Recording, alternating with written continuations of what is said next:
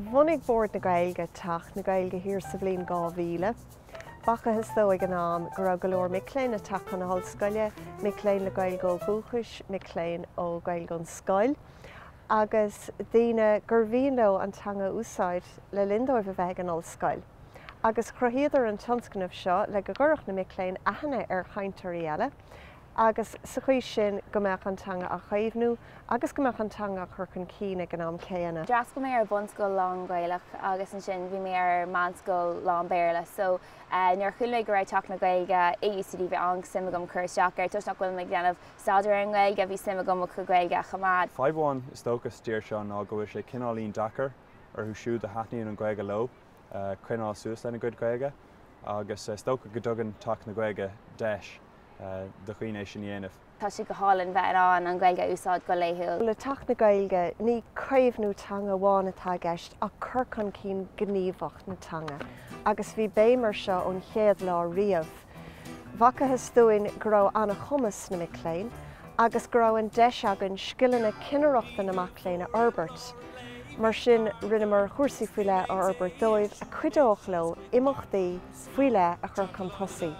D'agriaí mar conra idir board na Gaeilge agus na micléin, agus thugad ar gealúint dolamón ibre, agus daoine eile hairnta isteach a saoil na Gaeilge, agus sin críleáir na scéime an chur chun cín gníomhach seo.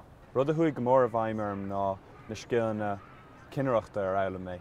Bhí aring imachtaí a chur bon, a bhí nuálaíoch, ná raibh déanta hena féin. Is tócha gur cuidigh sé sin go mórlam, mar gur scileanna in aistre iad ar fad, agus méid dul in món reachtareachta ar an Gcomann Fraince im líana. Tá módúil acadúil agan go speisialta do bhaintear an tí ina ndeantar forbairt ar na scileanna a bhhaineann le eagrú imachtaí, agus scileanna eile ar bhaithe le scileanna craoltóireachta, ónas go mbeadh ar a gcumas amach an seo a bheith ag cur le saoil na Gaeilge le smuid an choláiste. Agus is módú le sinna eagrítar i gcóir le gailchultúir teoranta agus le scoil na Gaeilge an léon cheiltig agus bhéile des UCD. Timpeall campus is muidna ag leir le chéile as Gaeilge, tá an daoine suas thugann bhfuil si go hálann sibh sé clústal ag leir as Gaeilge. Tá cúpla facail agam agus déanaan daoine iarach, fiúmanó Gaeilge lífacha déanaan siad iarachta, agus sin go hálann é sin eáil. Ceantas rudí is fearr faoin dach ná go mbíonn daoine ó gach réimse éagsúil den staidir an seo choláiste. Mar hampla déanam féin staidir ar 8 agus airgeadis, agus na cordis fearlam am líon scata bhí siad ag déanamh staidir ar gnó idirnáisiúnta, fisiotherape, radiografiacht, agus chun níornará is fear bheagán daoine a bhíonn ag déanamh staidir ar Gaeilge agus ar Gaeilge amháin. Eagraíonn muid cuasaí tréála dóibh, cuasaí imthreoirithe deir seachtaine, agus go leor cruinnithe agus obair grúpa ónas go mbeadh an grúpa ag obair le chéile mar oireann. Anis tá taith na Gaeilge an Ollscoil Glasgow, agus bíonn mo héin agus mo chomhlachaí if i go Gaeilge na hallscoile sin ag obair le go mbeadh an dá mion teanga seo ar chomhchéim agus ag obair a slámh i chéile. Thóisí sinne a gcupa le UCD a bheis an na 2009 cha pic an roundsachaí a dhéanamh is lé olthaí go lasachu a céir na próiseachtain ag UCD agus amachchas a roundsachaigh sin stéoch sinne taithne Gaeilge an an glasachu i chiad scime ga léhéit an an alabe agus fan nuair sin ha sinne an dúhas únschaigh ba UCD agus ar tóir taichgain sonna próiseacht acinne an an alabe.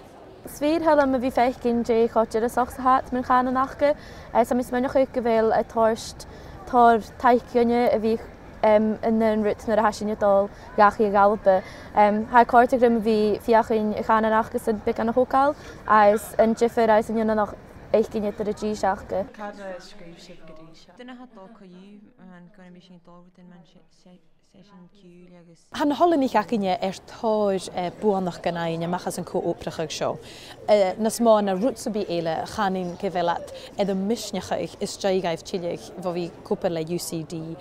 Ha choláchhar gaibh a bhí feichcin áicrí éile a cleachcha go chana nachge a dhéanamh rutan úre leis a chana nachge, agus gon tecusabí ha as an tiileach a galbe le spiúnach as úre gan na chana nachge. Cátarí teach na Gaeilge hasinne bríon Gaeilge sa flat fatansúil, agus chuideach hasin chur tachartusan ar ste an olthaid ar san cám thuirsta gaine Gaeilge chhlaachgaigh, agus bí sin chuideach a bhrásnach Gaeilge ar fiag an olthaid. Bhil bhí anna conatréich le teach na Gaeilge an na nédain, há sin iad beachgan na thuirsfuipe na haachga martha, as a cud sin isteach na beachgan ac an an alpa. Sé seo chiatar is agam sa an an bailile clia, agus chiatar is agam sa an éidirn in fat, agus ha mi bhí son a ghóla dhéidir san imog bliana an hánig mi ar chalapa fiús. Agus ha díal chomá a bhí ann san chiatar agus a féich cín in nuad de chuine ag go bhfuil Gaeilge agus a bríon Gaeilge go láil. Go háit an duine han teach na Gaeilge ha go máfáilseach bhfuil chuirsnach uamh a chin láte da. Tá úla cho mistachal mhéin in Cananachga. Is dé gaibh tíile go glasachu chaneal cheú sa bí nachil barach spiúnach achge. Son chanan, son tachirta san asúre agus son immerstan i gas díanamh i a campus acinne. Sin a rutas luachfar chanin a hatíana amach as a cóobrach seo. Agus ha sin feichcin sin choláteid na híle sabta glasachu.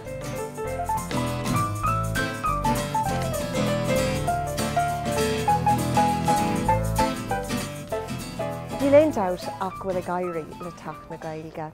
Nuair ágan miléin an teach, bíonn cuid mhór acu fósbaintach le saoil na Gaeilge in anóin an ábhar staidir a bhí ar bhun acu le lindóibh a bheits an ollscoil.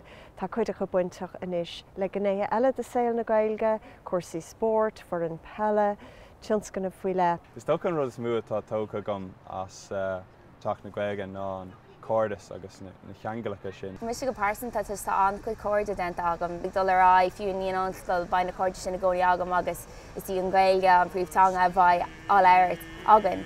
So tá sin go hálan is bheith an mai an Gaeilge i gcónaí páirteach dem a héal maiall ar teach na Gaeilge.